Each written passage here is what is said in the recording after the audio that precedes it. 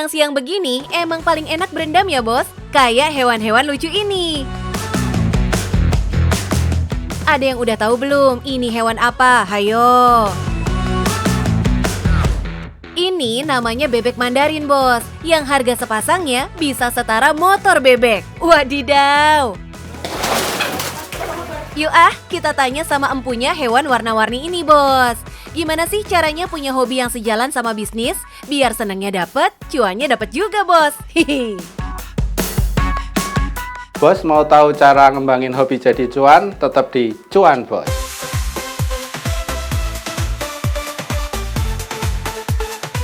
Dalam kurun waktu 5 tahun, Pak Ari berhasil mengembangbiakan sepasang bebek Mandarin jadi belasan ekor. Itu belum termasuk anakan dan telur-telurnya ya bos. Oh iya bos, jangan ketuker ya. Yang warnanya colorful dan cakep-cakep ini justru yang jantan loh. Sementara yang betina berwarna coklat polos. Sesuai namanya, bebek ini memang berasal dari Tiongkok. Di Indonesia belum banyak yang menangkarnya. Padahal hewan ini tergolong unggas yang tahan banting alias nggak gampang sakit bos.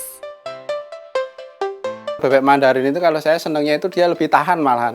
Lebih tahan dengan penyakit karena udah terbiasa di air jadi dia kemungkinan lebih tahan. Jadi selama ini kesehatannya itu lebih bagus daripada yang jenis unggas yang kayak ayam, kayak apa ini lebih tahan gitu.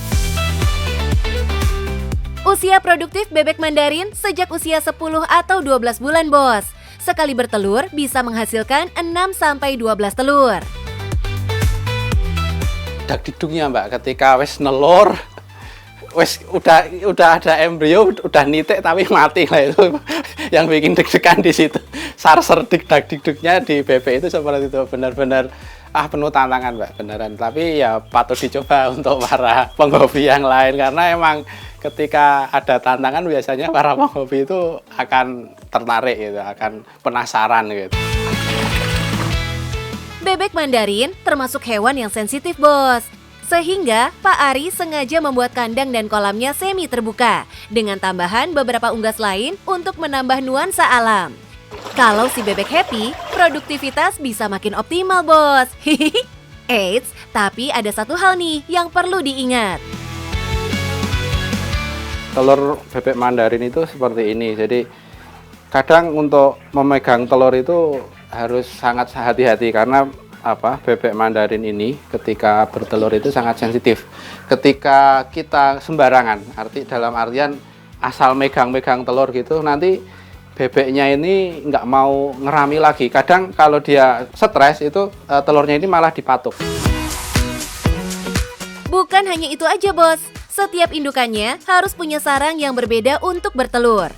Soalnya, kalau ada telur dari indukan lain, bakal dipecah atau dibuang oleh indukan si pemilik sarang. Duh, sensitif banget ya bos. Nah ini kenapa bisa dipegang yang ini? Ini karena ini udah udah 2 minggu lebih. Ini 2 minggu lebih itu nggak diremi, ini kemungkinan ini udah nggak jadi. Jadi kalau yang saya lihat yang tadi itu masih telur-telur baru, itu kemungkinan masih bagus itu telurnya. Nah, untuk perawatan bebek Mandarin sebenarnya gampang aja bos. Pertama, kandang harus bersih supaya bebek bebas penyakit.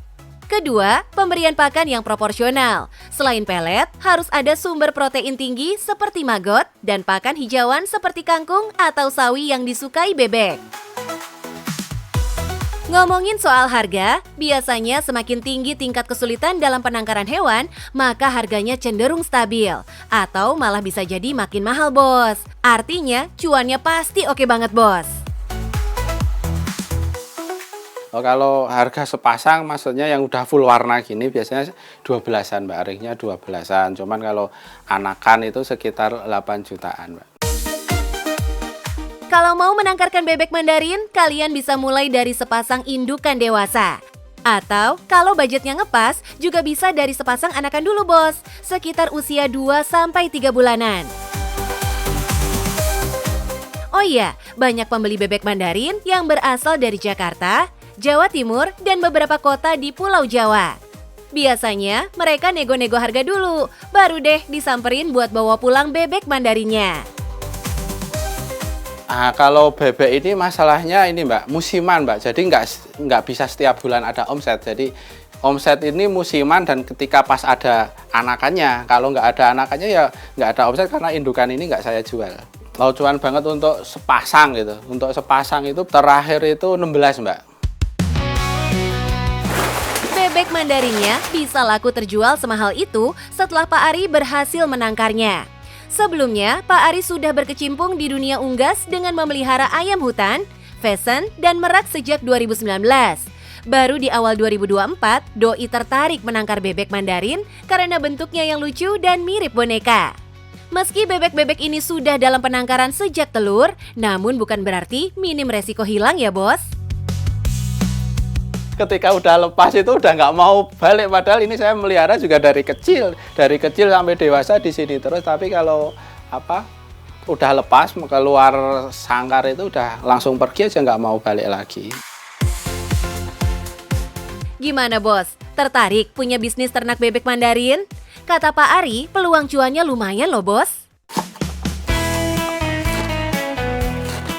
Mempunyai bisnis atau usaha yang berhubungan dengan makhluk hidup memang punya resikonya masing-masing. Tapi kalau kita paham cara memperlakukan dan merawatnya, yakin deh cuan bakal datang dengan sendirinya. Semangat terus Pak Ari! Dalam memelihara hewan itu harus diawali dengan hobi dulu. Jadi ketika kita sudah hobi, memelihara hewannya juga akan bisa maksimal, merawatnya juga akan dengan penuh senang hati. Ya, ketika sudah dirawat dengan maksimal, otomatis nanti hewannya bisa menghasilkan produktivitas tinggi dan akan menjadi cuan bos.